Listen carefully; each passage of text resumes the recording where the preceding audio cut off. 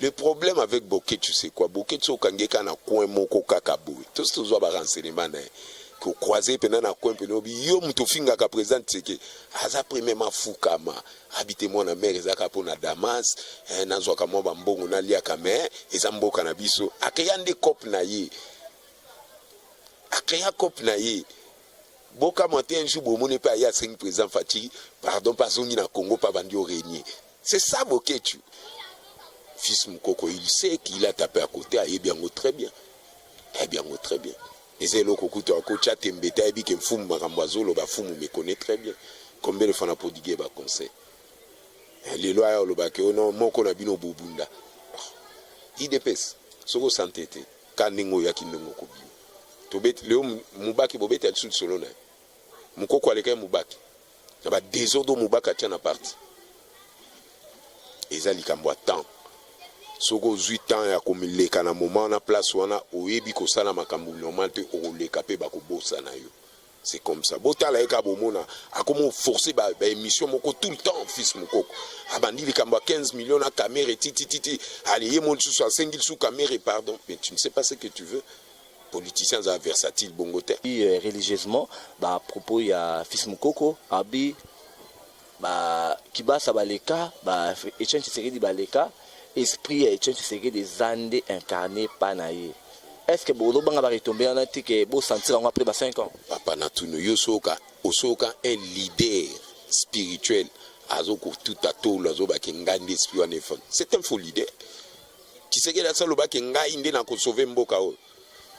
Yosoka tu sais que dazo loba les moi la l'égocentrie là et pas tu sais que Yosoka Félix azo loba ndenge tozalia ngandi esprit Tshisekedi osoyoka ye moko mukolo papa kutu yosoka saloba bon c'est un petit esprit. Oh Félix oh nani bazwa ta courage ozwa biye ba ya ate po babunisa Kabila na kisoki mama Congo moko atinde nga message na sekake d'abord azana elobel moko très mal cousu azoe ba ko employer ba mona été d'abord na mono ndia azana fuite il y a fluidité il y a pensée azoko ganga tinda kaba message ba fumu sabata keba na Martin Fayulu ngana ko sala Martin Fayulu le côté ye mokonda se maudire ye mokonde ayebi platine akenda komiko tsana libulu na nzungu ba franc-maçon batinda ki boko comprendre makambo avec le temps. Dieu a fait grâce le président Tininga moi mission moko na Washington le 19 je serai là et tous en makambo belé photo solo la retour na ngai na si belé ba changer même ba nationalité na bango place ba teka ki ba amna bango na ba mboka ba mindele bazongela mboka na bango ba ya kimbango. Fayulu Azane Margoulin c'est un joker qui est en train de faire ses jeux à Binaka à Salama Kamne. Toko interdit était eza ba sentiment na culturel. Radio Bissonyonso Congo RDC, une chaîne au cœur du monde.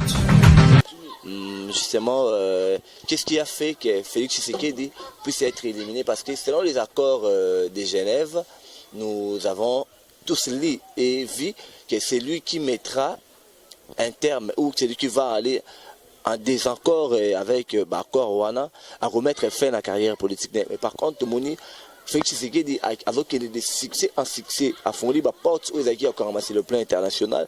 Nous avons vu comment est-ce que Bayamba qui est aux États-Unis, il a vraiment été réussi avec succès.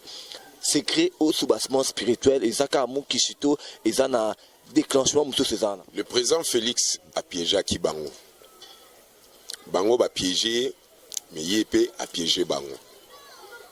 Ça veut dire, lui, il croyait être en harmonie avec ses frères.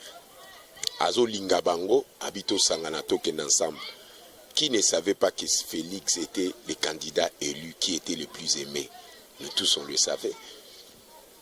On le savait, mais eux ils ont cru que va piéger président Félix. Oh, président Félix a piégé Bango Poanini, Bazanga base. C'était la base qui était la dernière formule autobeta Kibango. On va saluer non voter yo so mona bokenbo bimsa candidat bo ba ke créer ba structure moko ke yo zo boy yo kende boy yo il faut voter oyo. C'était un piège. Me président Félix Alobi oui c'est bien mais c'est la base qui décide. Yango mo biso base to benga ke to bi peuple na biso to bi non zonga biloko na ba aventure. S'il n'était pas vrai ndenge bato bazokoloba. Mais pourquoi le Mikolo azokende cas de succès en succès? Ça veut dire que c'était lui qui était l'élu. C'était lui l'élu du peuple. Il était entouré des caïmans, il était entouré des dinosaures qui ont cru peut-être qu'ils vont récupérer le Congo derrière son dos. Mais il leur a montré qu'on ne peut jamais trahir ce peuple. Et surtout si tu n'as pas l'amour de Mukishi. Je te dis, Yeba Kangoke, on va taper kaka côté. C'est pour cela que vous allez remarquer qu'il y a toujours nécessité, il y a enseigner Kabatu, ordre ndenge et sengeli. Yangano moni enseignement azo ça la nécessité pour comprendre makambo avec le temps. Dieu a fait grâce le président Tininga moi mission moko na Washington le 19, je serai là et tous en makambo belé photo solo la retour na ngai na si belé ba changer même ba nationalité na bango place ba teka ki ba am na bango na ba mboka ba mindele ba zongela mboka na bango ba ya timbango pour toujours que nous résoudre ba problème sur le monde où ezali monde ils ont contrôler cinéma, ils ont contrôler église, religion, et nous sommes toujours que nous pouvons résoudre, tout discuter makamona parce que le peuple congolais ne peut plus continuer. Il y a cause à la rouler na genre, à critères, à religion toujours comme on a dit l'eau, et surtout l'Afrique est commis vraiment à genoux. Et ça m'a belé tout que nous ça là vraiment échange les alliés de vive voix na bango to solo là animateur culturel na ba voire même ba pasteur to kutana to solo là donc eza musala moko et osala extraordinaire. Oui, Fumu Sabata Tolanda qui a toujours intervention na yo pendant que Mike Mukeba a qui na nous dès sa liberté mais le Tokyo Lobake à Sibir rigueur ya Mukishi to à Sibir ni exactement parce que tout le monde Mike Mukeba est parti de succès en décrescendo. Quel succès? Succès de l'impolitesse, la causalité de l'impolitesse. Tout ce que nous dégageons dans nos bouches, sachez bien que ça a une causalité zongela kamutu. Lelo oazoko subir ezali manque ya maturité na ye, ya spiritualité. Azo finga bato akoko finga te. Mike Mukeba akoko finga pende tchenti seke dinenga zana. Hein? Ça c'est la causalité de l'impolitesse. Tout ce qui est lié lelo, il mérite ça. Ezate ke yakobete la maboko, ye mokondami bete la maboko na buzobo ake komikotisa. Ezali ba malédiction Mukishi na lobakango une fois na bokeba na kofinga kamutu. Bokeba bozoe bate makambozo bimisa na munoko. Nini yosoka bato IDPS ba fingi kimbango. Osoka bato IDPS ba fingi Lumumba. Osoka bato IDPS ba fingi Kimpavita. Osoka bato IDPS ba fingi nani nani au grand esprit na biso nani na bosani mulele nan bokango te pona ni to yebi ndenge biloko ane jouaka mutu abimisi mutoki atangisi makila ne koti na mabele ya terre sacrale na biso pona intérêt à peuple congolais yo banda ko finga e mozo récolter ba karma na ya mabe ya ziti seke ya comme senet camarade na finga ka il y a une place en souka. Oui, justement, Fumu Sabata. Mais Fumu Sabata, est-ce que les autres, qui est vraiment vers atteinte, il y a prophétie, à Kimbangwa Lobaki, qui est tout moïndo, mindele, parce que tout moni, les lots, Fachi à convaincre tout le monde sur le plan international. Changement de paradigme, on a. Et ça annonce exactement. Non, il y a ceci. Chaque siècle, et à un moment moko boye ba prophétie et ça les makelo bamaka makambo to vivre na Congo eza biblique et Ancien Testament pour ngala ndimelaka Ancien Testament parce que wana des ali vérité et ça na moi vérité ya biso ba juif ba en tout place to uta lokuta et comme makamoma moko boye sukaka ezaneti monima tembele matembele ndenge ezalaka na ba vitamine nango ezalaka na ba vertu nango mais yo ke la matembele moko nzamba salango na ordre wana te matembele wana ekolaka na 3 jours. Est-ce que vous en avez même effet na matembele nzamba sali esalaka 3 semaines pour nebima? Ça veut dire eloko nyonso yaka na tangu nango soki mabe sale miti moment moko boye il faut esuka. Et ma wana po esuka, il faut ezala accompagner na bateau bazo ko comprendre mystère wana ndenge zo ko évoluer. Nous, on a pris notre temps, ya ko ebaka kotalaka l'antimatière et la matière qui est la spiritualité et le physique. Nde tozaki ko meka ko remettre ba ordre wana. Biso ba sorti na biso ba ville morte. So la ni ba ville morte belé mukicha za opesa. Aza opesa on par hasard te. Ba sorti na biso ba marche ezaki par hasard te. Ba mikolo ba événement na biso minya mineno mona mbule fwe beta. Soki ba ngba sala biso peuple congolais mabe bo mona mo ekobima makasi jour wana. O mona e bebisi makambo wana. Ba ordre wana nyonso faut ko ebango ezali ndenge ba ancêtre na biso batikela biso ordre wana. Mais mingi bavandi na poto bazoko ganga oh Félix oh nani bazwa ta courage ozwa biye ba ya ate po babunisa Kabila na kisoki mama Congo moko atinde nga message na seka ke d'abord azana elobel moko très mal cousu azoe ba ko employer ba mona été d'abord na mono ndia azana fuite il y a fluidité il y a pensée azoko ganga tinda ka ba message ba fumu sabata keba na Martin Fayulu ngana ko sala Martin Fayulu le côté ye mokonda se maudire ye mokonde ayebi platine akenda komiko tsana libulu na nzungu ba franc-maçon batinda ki. Moi je leur dirais mission bazala kinango il est temps de se racheter basenga peuple pardon parce que son sengi peuple pardon ne place présent Fatipé à kokanisa lobia non quand même hein.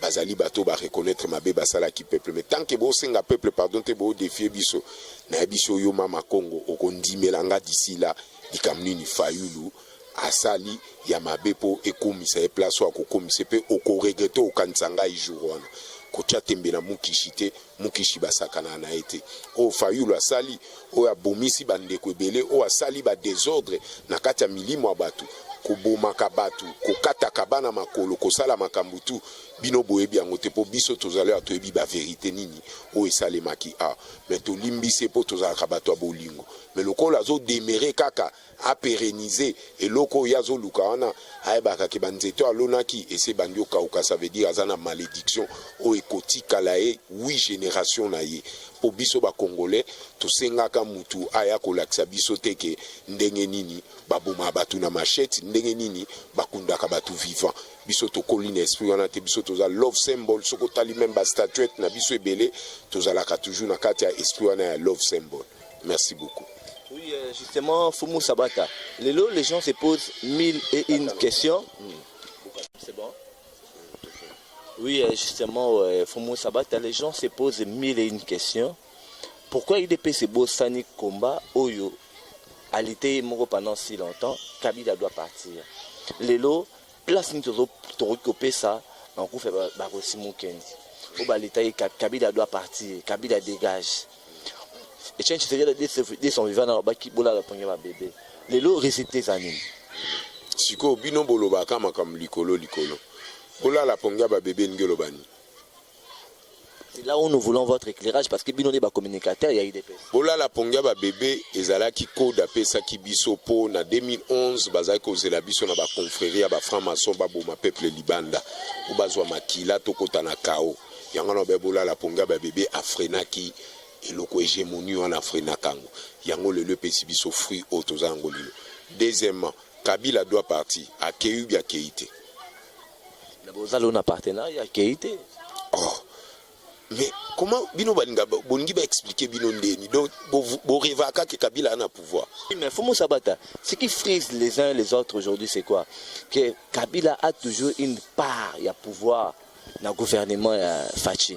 Le réseau frappé bamité mabatu lelo même ne niveau diaspora yango. Lokuta. Ba comprendre kango mal. C'est faux. Comment ça besoin la majorité parlementaire té?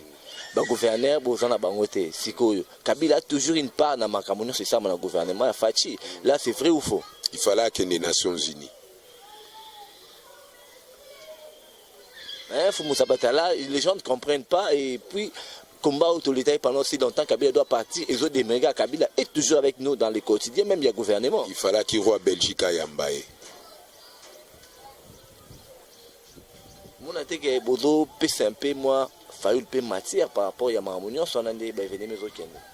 Fayulu Azane Margoulin, c'est un joker qui est en train de faire ses jeux à Binaka, à Salama Kamne. Toko interdit, et ça va sentiment culturel. Oui, mais Fumu Sabata tomoni mwana mboka combattant na bino moko oyo alité na bino pe combat oyo to bondi na pe pendant si longtemps aussi ba gaz na ye ensemble. Tomoni lelo a commis ko interpeller bino ki bobo sali un peu moi sens ya combat na bino lelo fils Mukoko.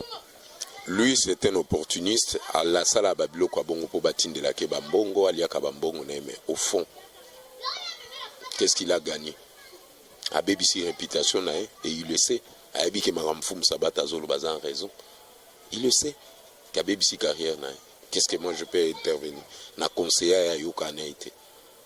C'est d'abord, c'est mon petit frère. Na combat ya Simananga. Makambo Bele, O Yazo Sala Lelo. Eza Makambo Yo. Aeko situka keno soka zolo baba na poto ba yoka ke batinde la ke ba 100 € ba 200 €. Ya ponine nzela ba sa la ke ba bloko wana. Quel est l'impact là? Omoni ba makamsusu tozo lobaka ba YouTube. Na komo comprendre YouTube comme na sens moko comme ozwa moi ba sens mon de théâtre. Ba tout monde ba fandaka na poto ba nyika ba yoka ndenge nini sans koloba asekisa bango. Autine na ba stress na ya le atika na landa son air son koloba ya location le bokoka son aseki. Et comment dans au théâtre la politique n'est pas na ba YouTube. La politique c'est sur le terrain. Et ça ba YouTube ba tebelo mona ba YouTube on est ba série na mona bon ba ça net ba série ils sont en train de parler bazo expliquer bazo masturber un peu ba intelligence na bango pour ba sekisa kabatu. En plus, les Kambambongo, Mbongo, zu connotation, Moussou, Soko Sali, ba vie YouTube, Azo Foutayo, Moussou, ba comment créer, ba histoire, moi, le Koutaka, pour YouTube, à Foutaka. Fils Mukoko, il sait qu'il a tapé à côté, et bien, très bien. Eh bien, très bien. Et c'est le Kokuto, à Kocha, Tembeta, et bien, que Foum, Maramboiseau, le Bafoum, me connaît très bien. Combien de fois on a prodigué, ba conseil. Les lois, le Bakeo, non, mon konabino Bobunda. Il dépêche. Soko Santete, Kaningo Yakinongo Kobi. Leo Mubaki bobete al sud solo na Mukoko aleka Mubaki na ba désordre Mubaka tient na parti ezali kambo temps soko 8 ans ya komileka na moment na place wana oyebi ko sala makambo normal te oleka pe ba ko bossa na yo. C'est comme ça. Botala eka bomona akomo forcer ba émission moko tout le temps fils Mukoko abandi li kambo 15 millions na caméra titi allez ye mon sous 5000 sous caméra pardon mais tu ne sais pas ce que tu veux. Politiciens versatiles bongoter. Avant de dire quelque chose, il faut à la sûre de ce que tu es en train de dire, même après 10 ans, 5 ans, où tu as contesté l'Ikambolo Bate. C'est ça la politique. Tu sais que d'après l'abso politique, il y a qu'on se dédié tout le temps, tu dis aujourd'hui comme ça, le boko lobby, makamsus, le boko no lobby. Mais non, ça c'est pas l'âme de l'UDPS, ça c'est pas l'esprit de l'âme de l'UDPS. Mais ça veut dire, à Zouatan, il y a qu'on fait dans Nandaku, à yekola non politique bien zoeba makamba au salate. Et moi je déplore vraiment nga mona est très comique, il est très ludique des fois soit zolo banase kaka na mona neti théâtre mais na linga ko s'en prendre na été pour la nini na ebi que azana problème quoi déficience pe ya spiritualité zo zangai yangono zo mona zo patauger abeta ka côté akenda ka boa sala ka bo. Mais c'est question du temps bon mona s'il est dans le bon soit à moi nous à esprit na biso penda a rozonga ni kana parti na biso ko senga pe pardon. Oui, il faut moi savoir que l'esprit ça m'intéresse beaucoup.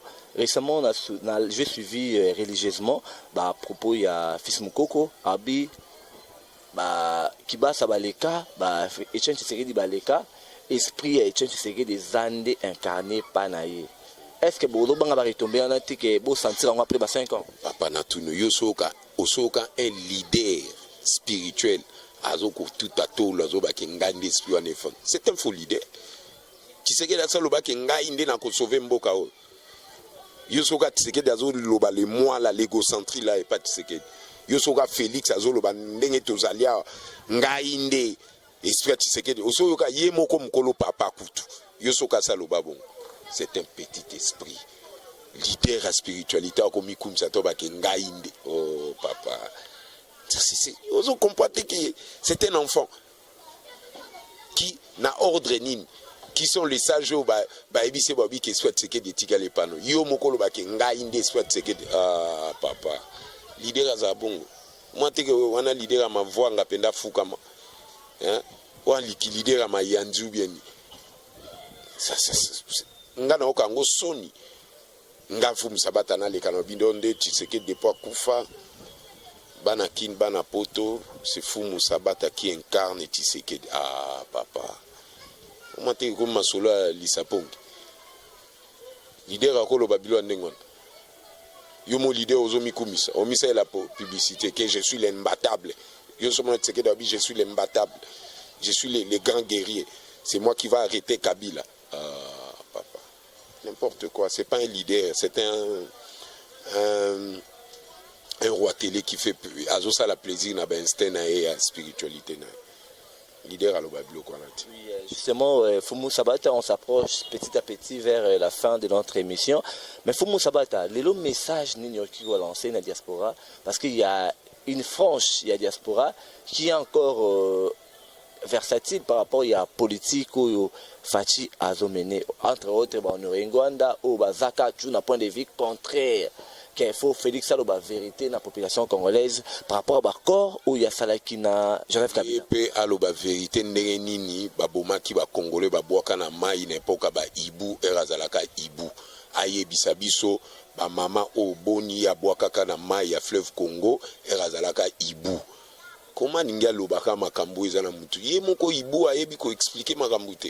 Il doit dire la vérité au peuple que j'ai nazako mela makila ba congolais na ba Congo na ex-président na ayebi yango to rappeler to sa habitude dans ça bloc on a mais ali biso nde e rôle na ibu azaki ko jouer ngo ndenge nini atika biloko wana. Oui, Fumu Sabata lelo lorsque nous sommes dans nos émissions bata diaspora msubaloba ke bozoko sa population congolaise lobi to pathogène na crise baya koyebisa biso so etozoko sa bango baya na vérité point barre to koyamba vérité. Oui mais Fumu Sabata est-ce que le longa na eu ensemble truc koloba ke combat ya diaspora ils a déjà résolu par Félix Tshisekedi ba combattant ni baleki ba combattant IDPS mingi obaganga ba combattant na poto kuna bafandi na mikandane ya parti ni IDPS mingi babwaki ngunda kuna babwaki ngunda na kombo nani IDPS ça veut dire balinga te bazana trace ya IDPS na bakati ya histoire na bango le soko boy IDPS yebakango ke o regretta kam koloko ya awa même la nature va te rejeter peuple ko ebayote royaume na biso za na 11e rue pona ni batnyo so utika portefeuille ya kanga photo na IDPS basima solo za ndekunat yo bwaki ngunda na kombo IDPS lelo komo finga Tshisekedi na Félix na kombo IDPS komo finga Fumu Sabata komo finga ba ene ya IDPS komo finga ba combattant IDPS mo bwaka ngunda na IDPS au moins te quoi Margoulin. Sabata, petit à petit on s'approche vers la fin de notre émission. Toujours soyez branchés, scotchés, abonnez-vous très massivement sur Puissance Congo Live.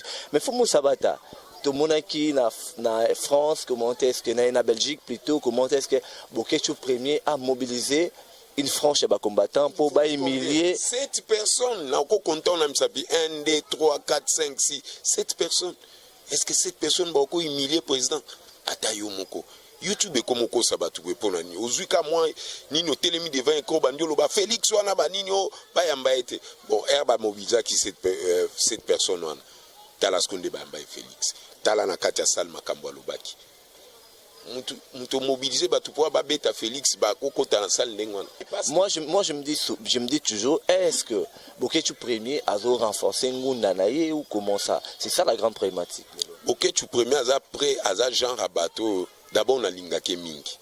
Na lingake makasa sekisanga fort. Talaka mutu a créé une nuance et humiliation à lobby humiliance. Au moins que mutu na extraordinaire. Avec ngala mona qui est très ludique. Donc c'est toujours un na lingaku tu ba beta été. Na lingaku tu ba menacer te pour na lingaka e. Assez qui ça kanga fort. Abi quelle humiliance à marteler humiliance. Nous avons il est naturel plus que même la langue française. Et ça c'est formidable d'avoir quelqu'un comme ça. Oh qui toko créer ba scénario, toko tina ba scénario film ba tuba seka. Pe toko timbongo na industrie cinématographique na biso.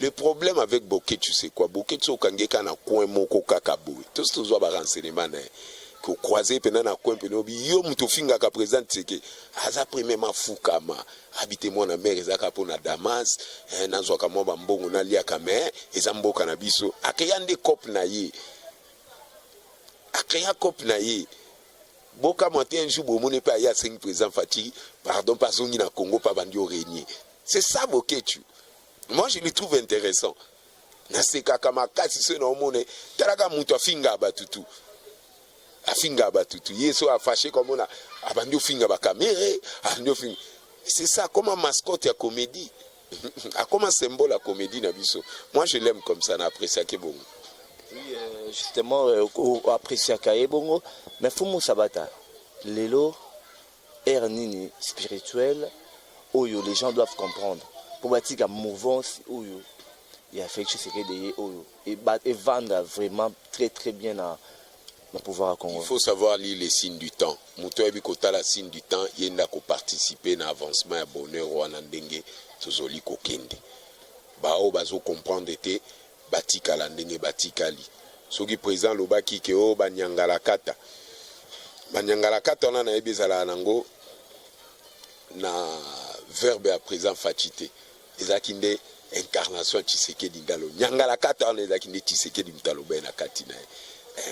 Il faut comprendre que kozala nyangala kata ilobite que président fingi pona oki batumso babio a finga fete a pesinde a insinué genre ya batu moko boye oyo bazoye bate que les choses ont changé que batika ba crime bazo sala na est on parce qu'ils vont regretter d'ici là ndeni to sala répression régalienne na ba rébellion na o ba créer pona kocha paisibilité peuple congolais en danger.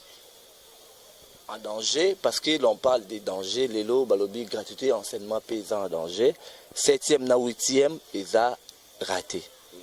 Beaucoup réagissent dans l'IDPS parce que beaucoup de population congolaise. Qui a dit ça? Beaucoup de population congolaise. On ne vit pas ça. On a fait des enquêtes par l'école. Nous sommes 7e, na 8e, ils ont respecté. C'est pas un bon terme quand tu dis beaucoup si.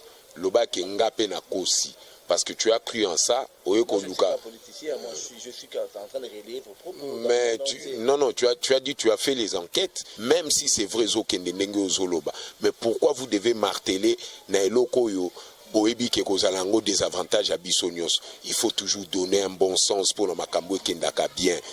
7e, 6e, 7e, moi je te dis, les années tozo ko pédaler na vélo, il y aura un moment où on nous pédaler na vitesse, il y a motocycliste, to pédaler pe na vitesse, il y a moto, il y a Honda, il y aura un moment peut comme on a Harley Davidson, beaucoup mona éco marché. Vous devez laisser le président faire n'importe ce qu'il est en train de faire pour son peuple qu'il a tant aimé. Botika Salanan, vous les journalistes, Botika Munoko Nabino ana songi. Martin Fayulu afandi kuna botuna ka Fayulu makambo lokuta to alobakate kaka Félix kaka Congo kaka IDPS o IDPS bo e comme obengana ba journaliste bo finga ka IDPS soki IDPS on les a quitté ebite ke Congo c'est limo nani ochango tem mingi ba fandi ona poto ba yebi eloni parti on les oko représenter qui est leader à Koufi, parti au Koufa. Tu sais que l'IDP c'est comme sous un niveau très élevé. Donc ça veut dire nous aimons notre pays et ils ont représenté le Congo tout entier. O a boyi na IDPS, to boyi te me boyi bakake na mitema na bino bozwa bangunda po na IDPS. Ata bo wanga ni lelo me boyi bakebana na bino bazana bonheur kuna c'est grâce à l'IDPS. Oui, merci, c'est grâce à l'IDPS mais Fumu Sabata à quand reprise, il y a des prestations, il y a des artistes, c'est le plan international. Ce qui vraiment besoin normalement, c'est le plan international. Et kozonga kaka ndenge pe longwaki, kaka bino mo ba congolais bo poto boko yokana po bozongisa makambo ngo point barre. Félix, la présidence ne va pas jouer un rôle parce que je signale également que Fumu Sabata est chargé dans les collèges des chargés de culture au sein de la présidence. Fumu Sabata, éclairage et Zani, parce qu'on a besoin vraiment de la matière, les gens se plaignent. À quand prestation, il y a artiste, c'est sur le plan international. Ayo Kanaba, fan d'ensemble, la présidence va soutenir ça. Ce n'est pas à nous de donner l'ordre pour Bazonga Kuna. Je t'ai dit, ces questions, Baoka, Bazwaka, décision, Bafanda Basolo, la Bayokana, et la présidence sera derrière pour soutenir ça. Oui, mais Fumu Sabata, Baton a besoin de décision là parce qu'ils se sont dit qu'il faut Kabila Akende. C'est que réellement Kabila qui est dans la logique Nabinona. Pourquoi reprise à concert exact jusqu'à là? Pourquoi il y a une unanimité entre Bino et présidence Nabata diaspora? C'est la question en temps. Moi je te dis Bakoyokana, Bako Betape Bakomse. Kabila n'est plus au pouvoir, Azo existait sous le pouvoir. Ça, ce sont des gens au Bamesana, Koluka, raison moko oezali paraplégique pour convaincre les esprits faibles. Moi je pense que bon comprendre petit à petit. Tout comme il le là, 8 mois 9 mois tous Hollanda. Tout comme des petits 2023, 2024, 25, 26, Kabila Zaka na pouvoir. Nous on continue à avancer pour le bien du Congo. Oui, justement, nous sommes déjà à la fin de notre émission. Nous sommes avec Fumu Sabata. Fumu Sabata, est-ce que ce mandat ici va permettre à Félix Tshisekedi d'avoir encore des succès en 2023? Mais bon, mon andengazo kokendete. Bon, mon andengazo avancé. C'est à vous de dire. Mais ebangi sangai en quoi? Parce que bitumbo to bundé les caputo ezo en 2023. 2023 zaka biloko po biso nde to sal sélection na to tchape na ordre ndenge sengeli oza makasi a gagné biso za ko tricher te ya ko falsifier ba biloko te ba non biso za la pena seni a bien matuto a bien aller tokei to bunda kutu ba grand bitumba ko le kana poto banga 2023. Moi Sabata, je crois qu'il y a beaucoup tout la vérité des villes et vous allez respecter parce que nous beaucoup ça sa élection a bien d'autre part vous reprochez puis la élection tu le condamner. Mais Ezala qui des pouvoir où Ezali rationnel là où Ezali irrationnel. C'est le pouvoir rationnel qui est en train de passer maintenant. Pourquoi vous doutez na obisoto au sal? Nous on va faire le bien, tout continuer parce que tout ça va enseignement de l'ordre et c'est comme ça nous allons évoluer. Oui, merci beaucoup Fumu Sabata, mais votre dernier message que vous pourrez lancer au monde entier. Le président Félix ministre de la santé était bazana kati États-Unis lobi tolandaki bango ndenge ba visitaki centre ya oiza ko travailler pour na mambo ya Ebola na Mutombodi Kembe déjà ko lancer message ni poto kene wasuka. Ce n'est que l'amour, c'est avec l'amour que nous pouvons tout faire bien. Nous pouvons nous faire comprendre facilement en laissant la place na bolingo oizali sincère. Yangwana c'est ce qu'ils sont en train de faire parce que baza to bazo représenter Mboka na biso en tant que président de la République qui est Fachi, président de la République du Congo, démocratique du Congo, et Tenipazali, ministre de la Santé, basali duo wana, waneza kutu duo moko o nanboyo kite ba okutana ba Rubens Mikindu, ba okutana na ba Yves, ya Ligue des Jeunes, tout ça. Et toujours ça là on capo batunyo so ba se retrouver mais botika nde biyoka yoka Congolais lingi koyoka mingi pe ko interpréter makambu selon ye. Mais ce qu'on l'a dit au fond, azani na ba argument na ba information ezali juste été avec l'esprit de l'amour de ekosala biso to avancer, l'esprit du silence tout ala na kimia tout ala ba acte au président na biso azokosala et ça sera favorable pour tout le monde. Merci beaucoup. Oui, mais faut savoir la présence il y a Mutombodi Kembe pemeni ya président Fati, les géants on ezo bank sabato mingi. Bozo préparer biso kunini. Beaucoup mon akabiso zabata ba surprise, vous allez comprendre que dit Kembe Mutombo souci na ezali nini. Bon comprendre souci a dit Kembe Mutombo na bolingo dit Kembe Mutombo azana ngoso ba sanksi na bolingo à présent Fati botala ka ekopé sani. Donc moi je vous dis restez calme, apaisez vos esprits, apaisez-vous, vous allez voir ce qui va se passer na projet dit Kembe Mutombo azosala. Merci beaucoup, fidèles et abonnés à Biso Nation Congolais, mais également notre site d'information www.rcongonews.com. Les deux qui ensemble, on a fait Sabata, dans le décryptage et actualité il y a semaine. Donc, les prochains rendez-vous, c'est avec notre invité, avec Fumu Sabata très prochainement. On se retrouve toujours dans Biso Nation Congolais pour être informé. Merci beaucoup. Radio Biso Nation Congo, RDC, une chaîne au cœur du monde. Vous êtes sur la radio Biso Nation Congo RDC. Oui, tapez www.radiocongonews.com, accédez dans notre site et avoir toutes nos informations. Soyez le mieux informé dans le monde numérique.